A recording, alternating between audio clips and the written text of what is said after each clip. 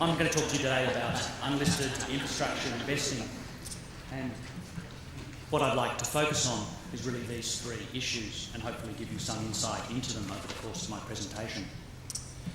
I think you've heard a fair bit today about what infrastructure promised.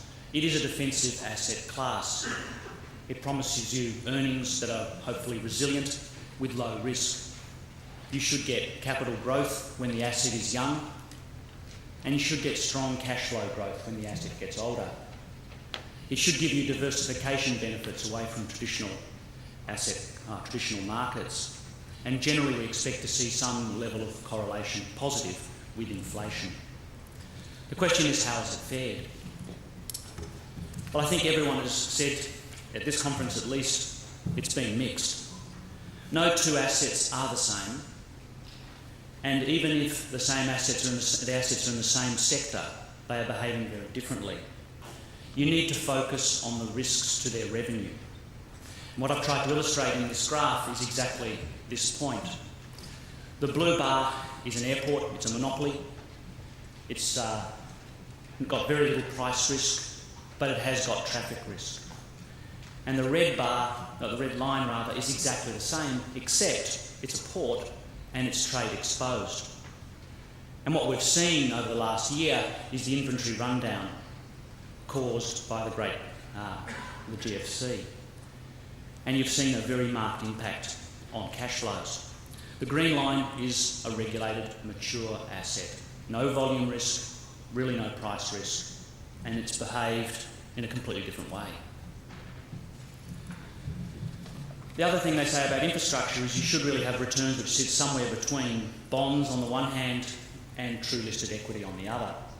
And I've tried to illustrate this here, where I've plotted three assets that we own since we've owned them. And I've compared that to a global fixed income index and some Australian listed equities indexes.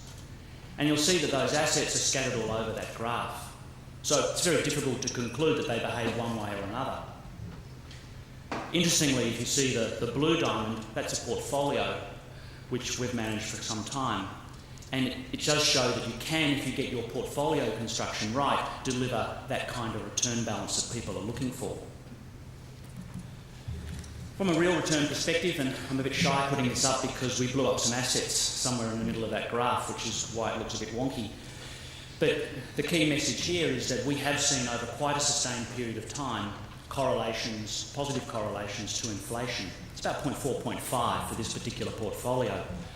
And this chart shows you the blue is the real return and the red there is inflation. The other thing we've absolutely seen is our portfolios have had very little correlation to the listed markets. So I think infrastructure can and has delivered, at least in those respects. This is a very theoretical, I suppose, but actually borne out in practice return profile you do see in infrastructure assets. Early stage, that growth, capital growth you're seeing, as the asset loses some of its risks. As it matures, you're seeing those red bars in that graph, that's your growing cash flows. What's gone wrong in this crisis has not actually been the theory. It's actually been inappropriate risk-taking. And what you've seen, and the last speaker talked about the Sydney toll roads, people have taken very aggressive assumptions. I think one of the Sydney toll roads are on the record, their traffic assumption was 2 or 3 times higher than the underbidders. And not surprisingly, when they got to that ramp-up phase you see in that graph, things went downhill. So what has been exposed? I think quite clearly price. There has been an excess supply of capital to this sector. That capital has driven competition for scarce assets. And that competition has led people to take or to price things to perfection. We've seen that in the toll road example. I think the other thing that's obvious, and everyone's talked about it, is inappropriate financial gearing. The way we try to look at it is how much revenue risk does the asset have, and we try to match the level of gearing to that revenue risk. You don't gear an airline the same you gear an airport, and you can't gear an airport the same you can gear a transmission network. Alignment of interest, I think, is another key factor, and my personal view is that has some responsibility in some of the toll road fiascos in this country. Builders and developers have a short-term horizon. They're there to make profits and leave, that's great. Most of the advisors are paid for success. They're paid to win the bid, and equity stays on. So getting those alignment of interests dealt and sorted and understanding the risks of them is very important. And finally, I think we've gone through a period where anyone could sell any asset for any price. All assets were very marketable, and people started to forget that actually this isn't a liquid asset class. So what are the challenges for you as investors? Well, one thing we've noticed is as the traditional markets have boomed, people have allocated capital strongly into alternatives. They've got to balance their portfolios. That's fine. Markets changed, suddenly we're all overweight, and that capital, the tide of it has flown out again. And I think the challenge for you as investors is allocating your capital through cycles, not because of those cycles. You're actually helping to create a bubble. The other thing I think people have discovered is manager assessment is critical. It's a very sticky business. It's hard to remove managers, and I don't mind it that way. However, you need to have good skills at assessment. You do need to monitor. And I actually think, like any long marriage, there are times when you're going to have to work on it, and you need patience to work with your manager to help them solve their problems. I think there are no such things as like-minded investors anymore. The crisis proved that. And it's not just a difference between a listed investor and an unlisted investor. Two unlisted investors are taking very different approaches to things. You need to structure your transactions to make sure you can overcome that issue if it ever happens in future. I think the other thing that we've been exposed for, and a lot of investors, is how many resources you need to manage assets well. When the wind's blowing hard behind you, you hoist the spinnaker and away you go. But at the moment, these assets require enormous amounts of resources to manage them effectively. I won't touch on independent valuations. So the challenges for the sector, well, financing is key, but don't believe the naysayers. You can finance quality infrastructure assets. Not just refinance, but finance. But the key is understanding how banks now think. You need to manage your relationships differently. They're not a commodity anymore, sadly. The other thing we are seeing is some political risk walking into the regulatory environment. There's this tension between keeping prices low for consumers and investing for a secure and reliable supply. And we've seen recently in the UK some short-term thinking. If capital is scarce, the way you deploy it is critical, and there are tremendous opportunities for investors to value add by managing the capital efficiently, delivering enhanced infrastructure at very cheap prices. I think asset accumulation is well and truly dead in this sector, and there is a very much a renewed focus on portfolio construction and risk management. Managing macro factors across a portfolio, understanding how they all interrelate and what they might do to your portfolio is an ongoing challenge. But that challenge can also be your friend. If things go the right way, you can get some decent outperformance as well. I think the other opportunities for you as investors, particularly when you're seeing trends emerge. For example, we heard even the last speaker talking very much about investing in mature assets because of the risks of early stage.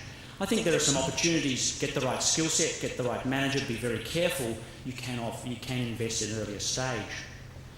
If the debt piece is more attractive than the equity piece on a risk-adjusted basis, go for it. And there are opportunities like that where the equity is actually not that attractive. Certainly you should explore emerging markets, not just in the developing world, but also in the developed world. The US is a fantastic example of that. And the final opportunity, I think, for investors at least, is making sure you match your philosophy on investment to your investment period and your investment outlook. Do you want high risk return? Go for a more private equity style, perhaps a shorter term period. Or do you want to match your long-term liabilities? You've got a very different requirement. From my perspective, I'm quite convinced that this will be a good sector for investors over the next 3 to 5 years. And in many ways, I think the GFC has been about going back to the future, reinforcing the core disciplines we all should have had and should not have forgotten. Let's hope we don't forget again. Thank you.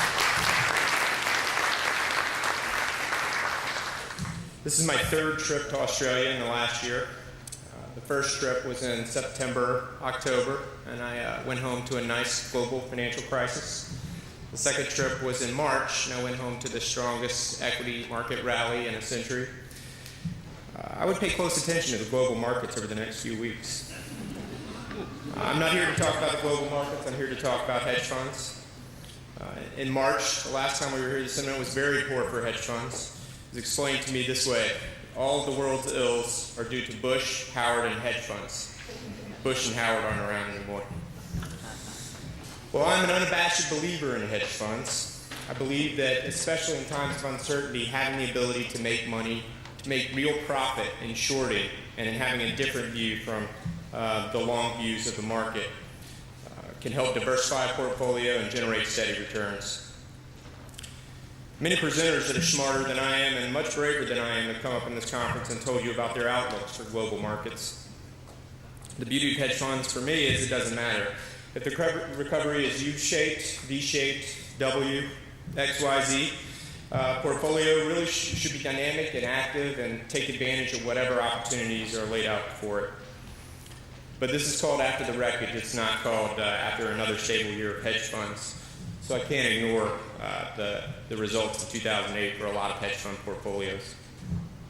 I'm sure you've heard a lot of explanations regarding the different aspects of hedge funds and why they perform poorly. And there were plenty. There were short sale bans that forced hedge funds who had long positions, they no longer could hedge those positions. They sold the longs as well. Those exacerbated losses. Broker-dealers pulled financing in the middle of trades. That exacerbated losses. They were forced sellers. Strained liquidity, investor redemptions. These all made hedge funds forced sellers in a terrible economic environment, and they exacerbated losses for end clients. It's a popular explanation and a very good one, but it only blames exogenous events.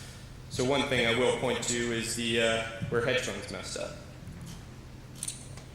Pretty simple. I like to keep things pretty simple in the hedge fund universe. The strategies themselves are too complex. Leverage was too high in various strategies. And as many presenters have said, that in itself is not bad. Leverage isn't bad. Gearing isn't bad.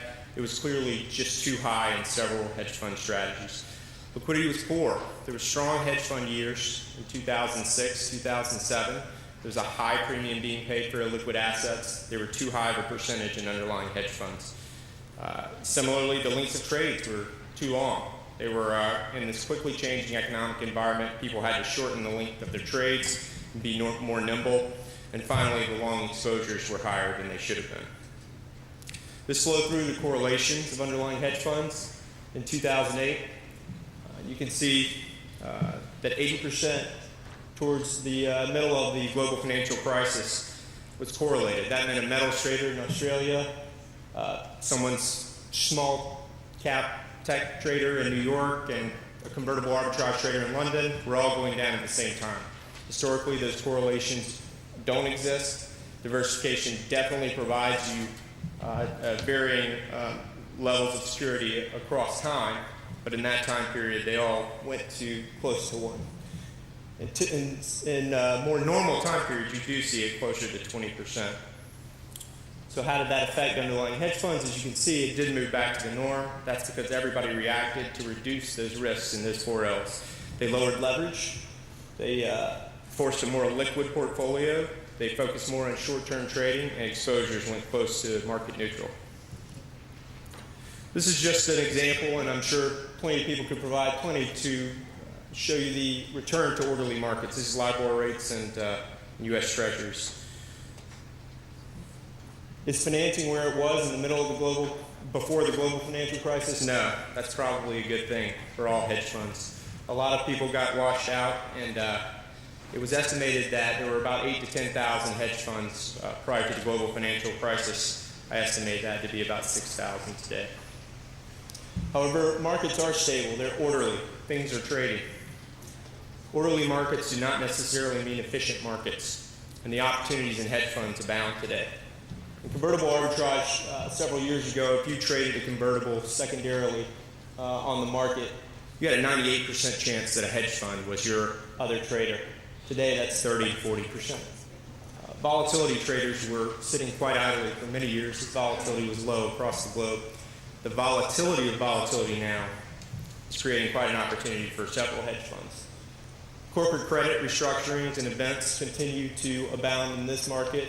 Long and short equity trends will always be able to find different ways to make alpha in different markets. And tactical trading continues to be very popular given the uncertainty in the overall markets. What does this mean for you guys? To take advantage of these opportunities, you have to find the right hedge fund partners. Operational risks still remain steady as they ever will be. There will always be people looking to defraud you. I'll give a brief aside of my experience with Madoff, who came in, one of his feeder funds came into our office about a year and a half ago. It was a classic 5-minute meeting that about 4.5 minutes was spent packing my bags. From the very first time we met, there was a structure that was different than a normal hedge fund. There was no access to portfolio managers. And at the end of the day, they couldn't explain what they did. One of the asset consultants mentioned, just invest what you understand in. Well, you really need to find the right hedge fund partners that can truly help you understand what they're doing, the underlying. Transparency is very key for hedge fund partners. Now, I can take you through our portfolio, which I do with our clients.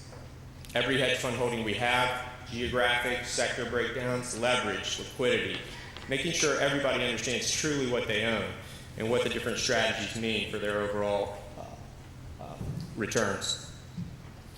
At the end of the day, too, I think it's important that conflicts of interest are noted, that alignments of interest are key. I'm pointing to a lot of things that the asset consultants mentioned in prior sessions. I think they made a better slide than I did. I think that's why I'm alluding to that.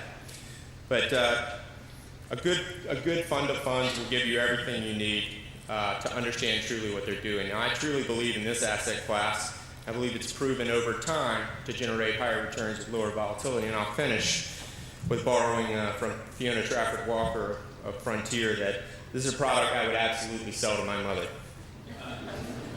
I say that because she's not an accredited investor, so she couldn't buy it.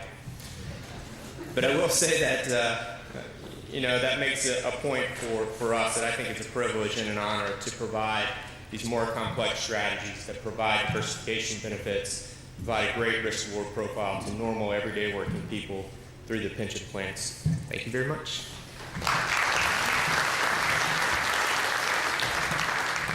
Before I start, I think I should just touch on a few issues with private equity. It was talked about yesterday by Fiona. She's got quoted twice in 2 minutes. She's pretty happy with that.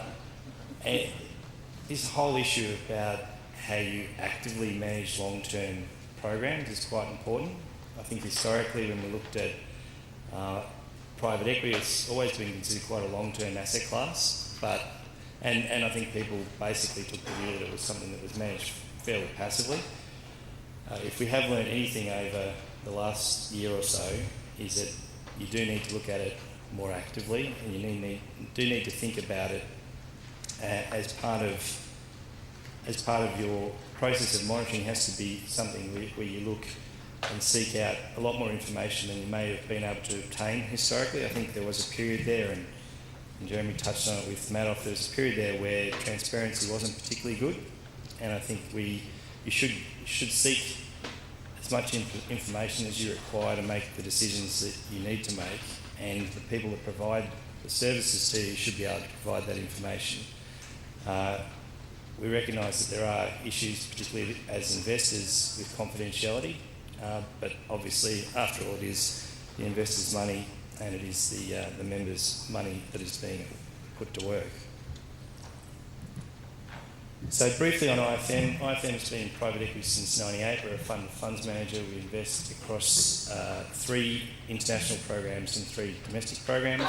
So our experience set is across the globe, across stages of development, so venture capital all the way through to buyouts, across industries, and importantly, particularly in the context of the current environment, across years. One thing that we observed in talking about our programs to our investors is that it's not sensible and not possible to generalise across our portfolios, because they essentially fall into 3 buckets. There's the buckets of programs, an Australian fund and an international fund that were formed towards the end of the 90s, so 99 and 2000, and they're very mature programs. And right now they would be programs which, in more normal circumstances, you'd be exiting. Then we have programs that were established in the middle of the 2000s, so 04, 05, and they are programs where they're mostly fully committed, mostly fully invested, and yet the investments are more immature. And then we have programs that were raised in more recent times where in one case, one of the international funds, it still has significant capital to be committed.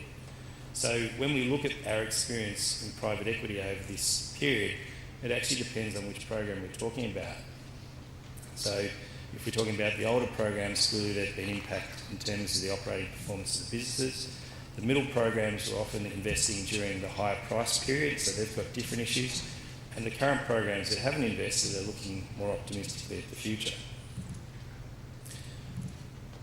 When we talked to our investors some time back, we observed that the most important issue that we faced in private equity was the economy, because after all, it was going to have the most profound effect across all our portfolio. And as I said at the start, when you're investing in different geographic regions and also different stages of development, ultimately it's going to be the economy that impacts.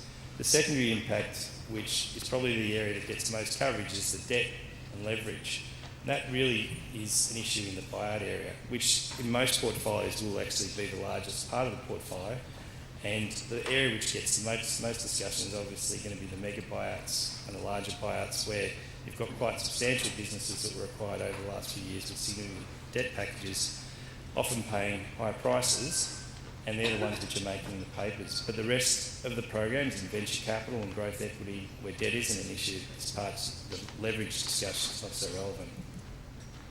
You have to put a colourful chart in every presentation you do, so you get it in early, I've decided. And this one, important to read vertically and not read across, so don't look at US early stage 2004. It's US, it's geographies, stage of development and years.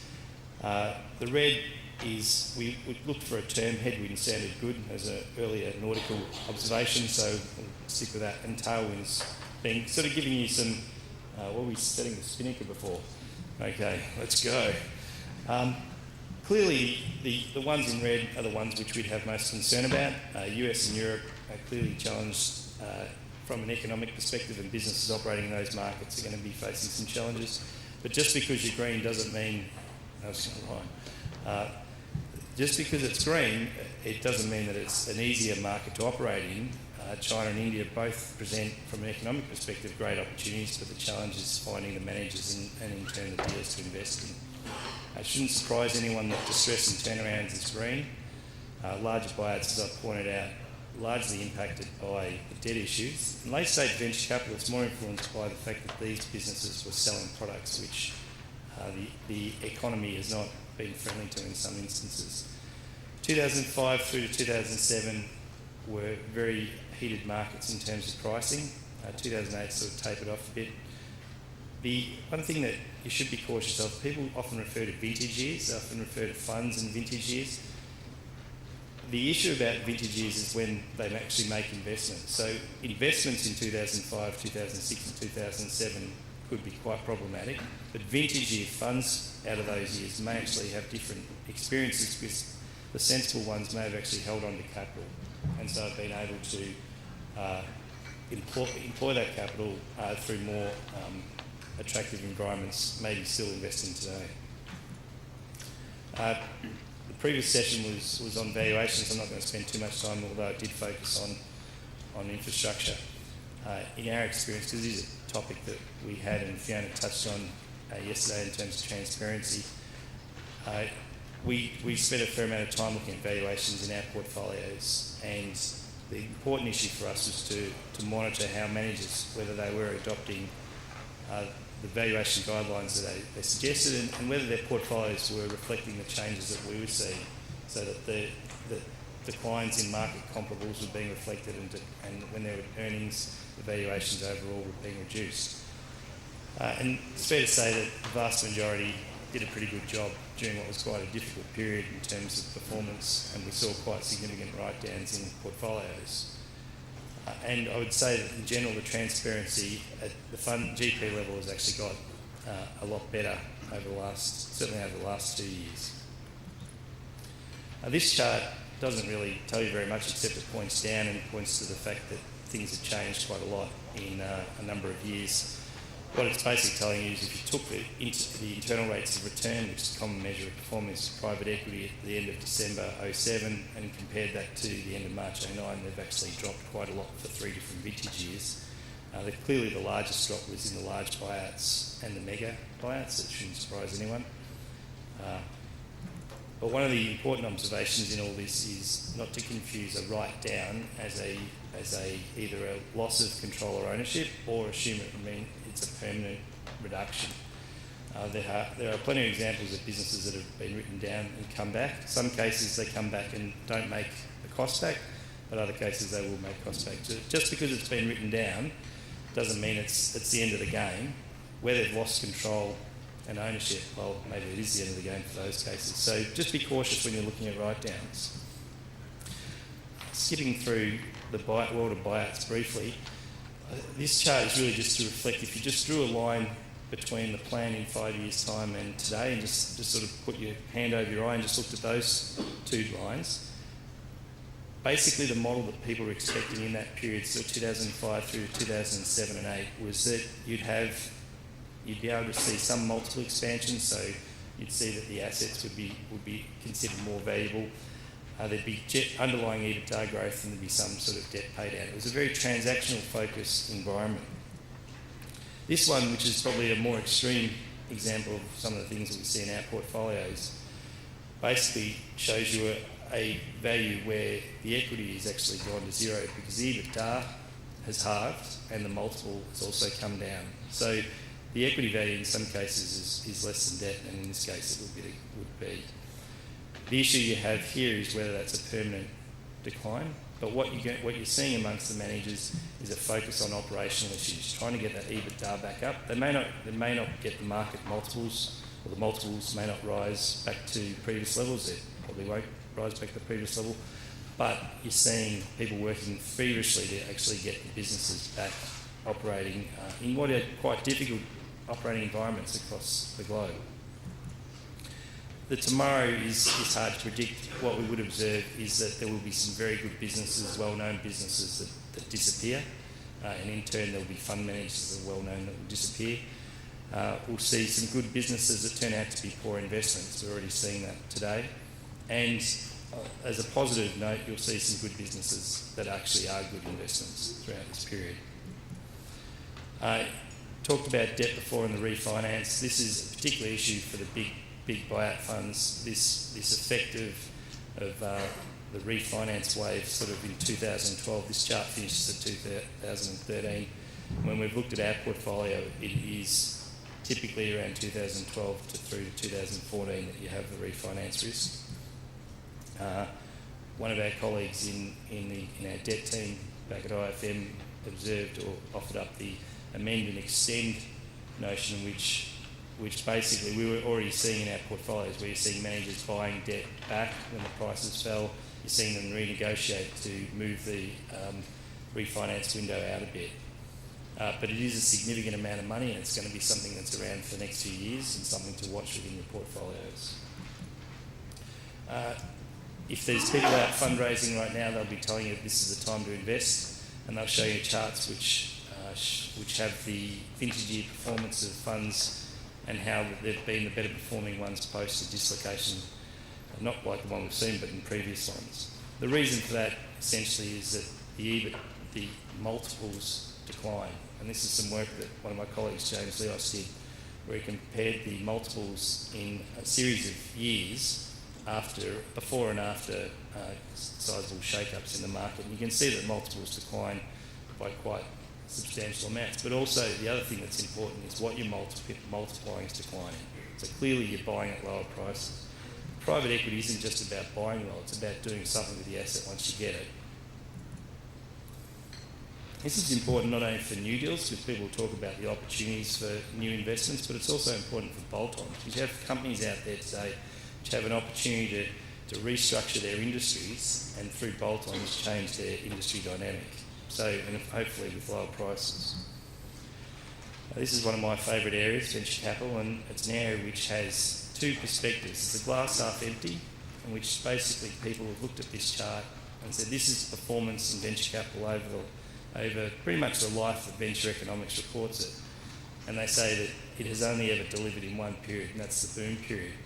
And those that are particularly harsh suggest that, in fact, things are now gone past the point of no return. I'm happily in the glass half full camp. I'm a pessimistic optimist, or an optimistic pessimist, I can't work out. And essentially what we did a number of years ago, we were raising, I think, our third program in private equity in Australia, and our clients were asking us whether there really was a private equity industry and whether you could make returns. And we had we had no, as far as I can recall, exited fund data. So we couldn't point to funds that had actually made money. So we built an exit database which showed that within the private equity universe in Australia, people had actually made money. This data set is the exits greater than 1 within our international program, in our first program, and shows that at this end, people have made money out of some good transactions. So venture capital is still working.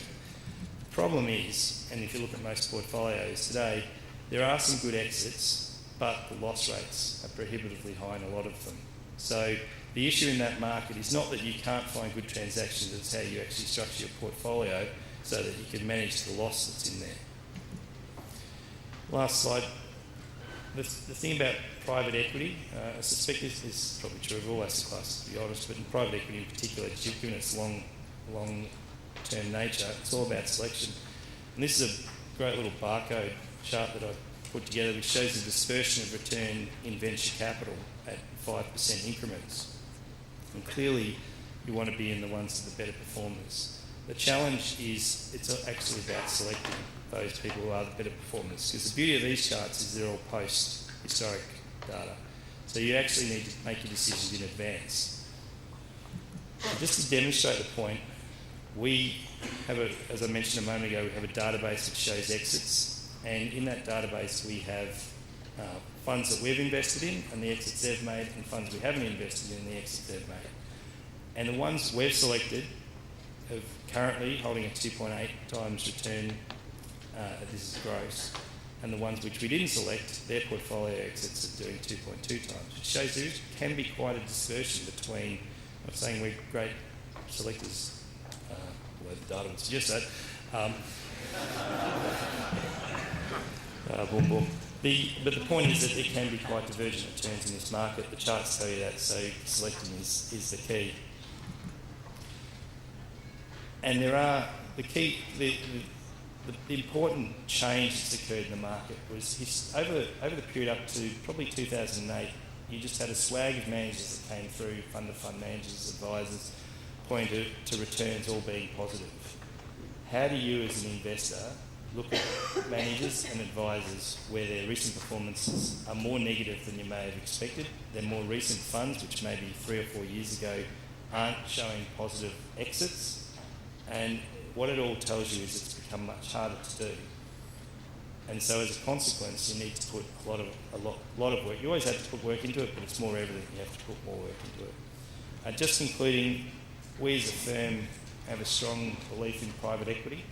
We think it's a model that works. Clearly, in areas like venture capital and buyouts, there are structural issues which have been exposed throughout this recent period.